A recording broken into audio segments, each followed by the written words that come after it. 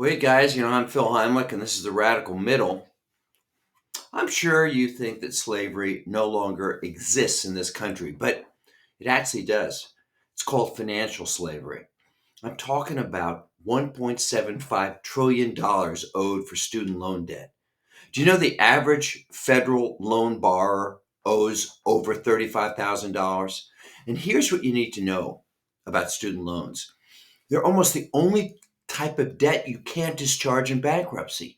In other words, I could run up $100,000 in gambling debts and go to bankruptcy court, get it wiped out. Yet these loans follow these kids around for the rest of their lives. Many older adults are still paying off these things.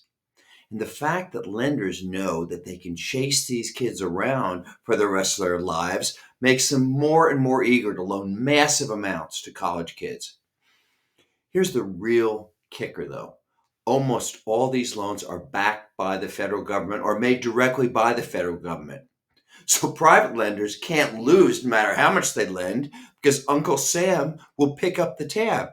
And our federal government doesn't care about piling more debt on us taxpayers when these loans go bad. But listen, ever since the federal government began offering or guaranteeing student loans, the price of college education has shot up. Those of you who are parents of college kids, you know exactly what I'm talking about. Why haven't our colleges made an effort to cut costs or reduce tuition? Here's the reason because they know these kids can always borrow the money from Uncle Sam, no matter how much the colleges charge. We need to force these institutions of higher learning to cut their tuition and cut their fees. And here's two things we can do to make this happen. One is to allow student loans to be discharged in bankruptcy so they can't be hung around the necks of these kids forever. The other is that the federal government needs to get out of the student loan business. It's not permitted under the 10th Amendment of the Constitution.